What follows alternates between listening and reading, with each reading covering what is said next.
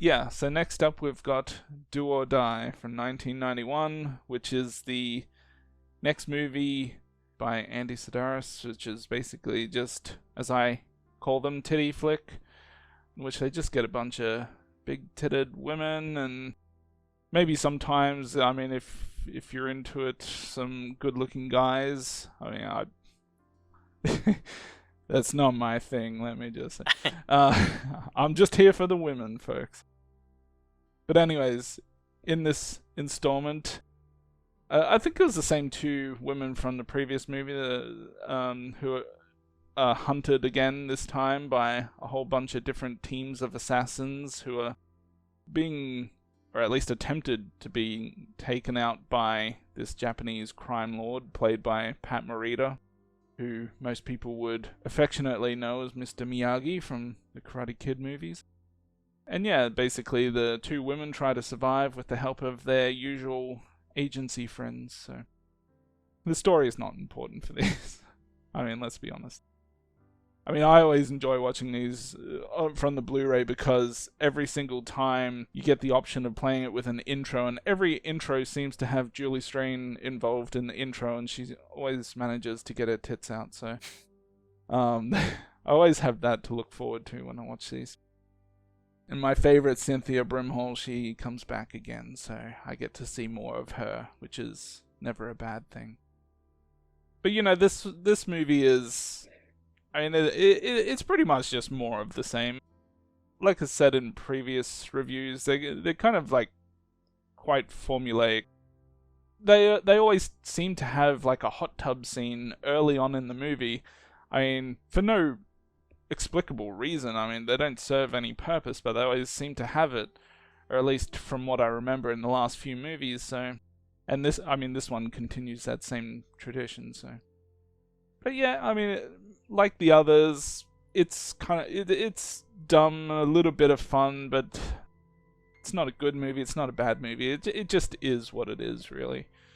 And you know, I always think, are we actually going to get another movie kind of like A Hard Ticket to Hawaii that just has that little extra oomph that kind of makes it from just a okay movie to, you know, something that's a little more fun? But yeah, this one unfortunately doesn't do that, and it is what it is.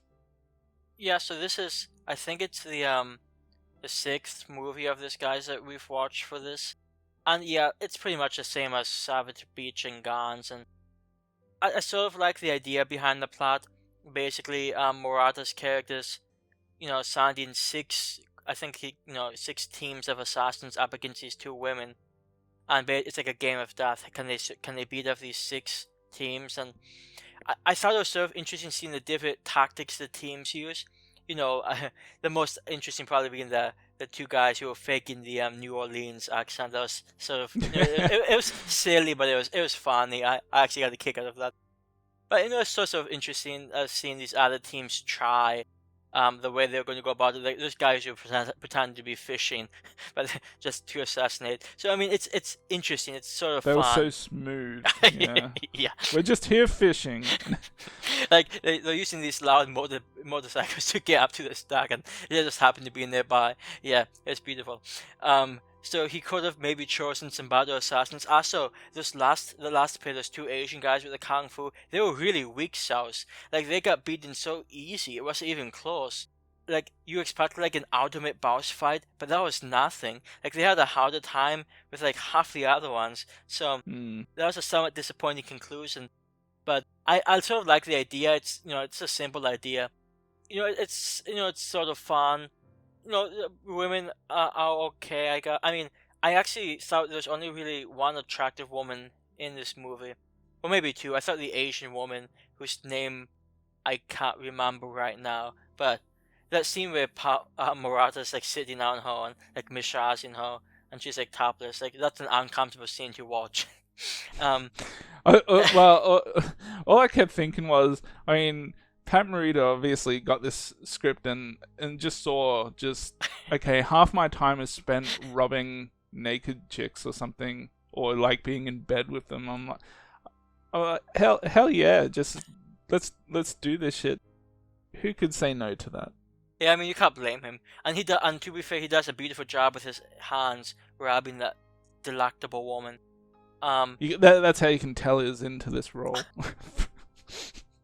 and the other, I think, stand-up woman would be, I think it's one of the two main characters, Nicole, played by Robita Vasquez, who's actually been in, I mean, like Chucky said, these are characters who've been in previous movies, but she was also, she played Pantera back in Picasso Trigger, and I remember during the Picasso Trigger review, I thought, hey, that one who played Pantera is pretty attractive, so hey, she's back, and she was also in Gans. I enjoy her. She almost has sort of like a Jessica Jones look to her, so I sort of like that. Some of the other women, like, what's her name? This one woman who's like, her breasts are a bit too enchanted.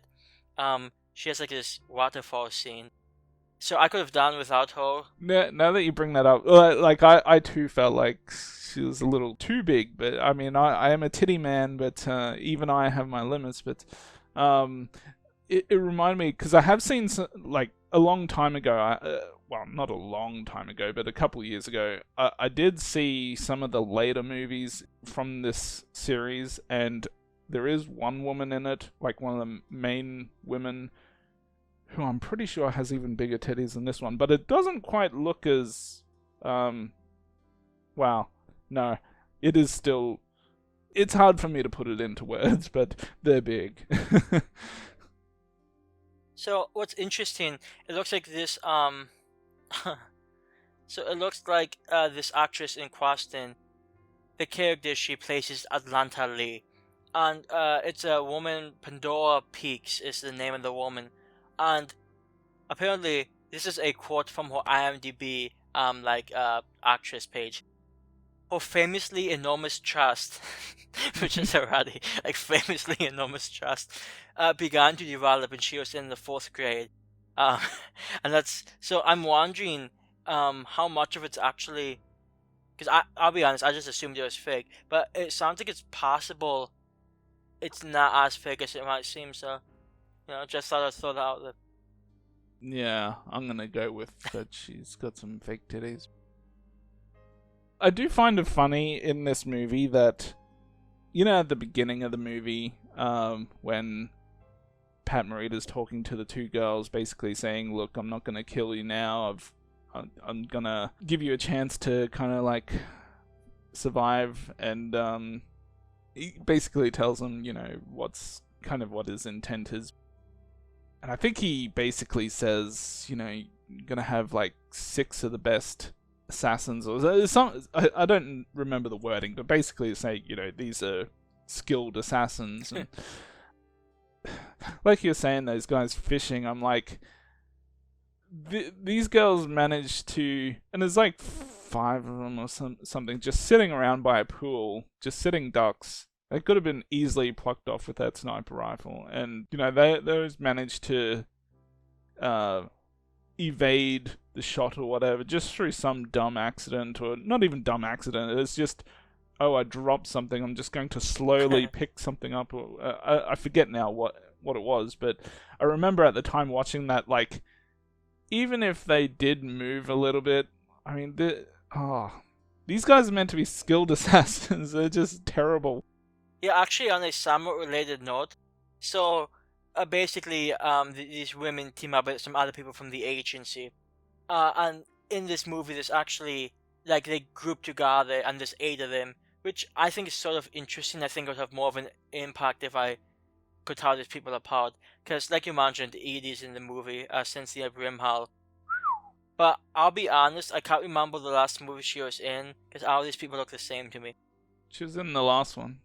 Yeah, she's been like 2 or 3 of them, I think, but yeah, like I know that, like, this, I don't know if this Bruce guy has been in another one, but the point I'm trying to make is, so there's a group of 8 people, and not a single one of them dies. Like, they could have taken out they could have taken out Atlanta, and just taken one of the smaller ones to make it like even a fake dramatic moment, but nothing like that even comes close to happening. Like, the closest that comes happening is this guy shoots a duck, and that's the best they can do.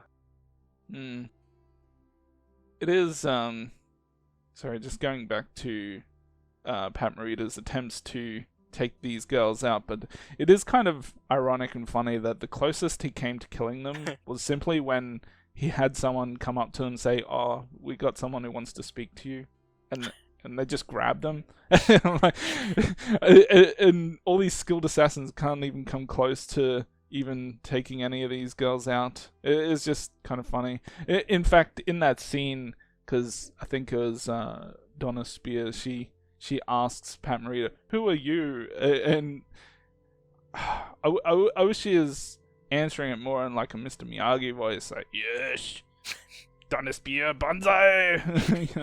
It's just, I don't know. I couldn't get the thought of Mr. Miyagi out of my head. Though, there was one scene that really made me laugh in this movie, and it was the scene where he's getting the massage, and she's going on about how there's 200 bones in the human body, and you know he's making some sounds or something that you could tell he's getting a bit of a stiffy, and and then she's like, "Make that 201." That's my type of humor right there. Yeah. So to all you guys who watched The Karate Kid when you were younger, just imagine Mr. Miyagi's stiffy, and that's all you need. Wax on, indeed.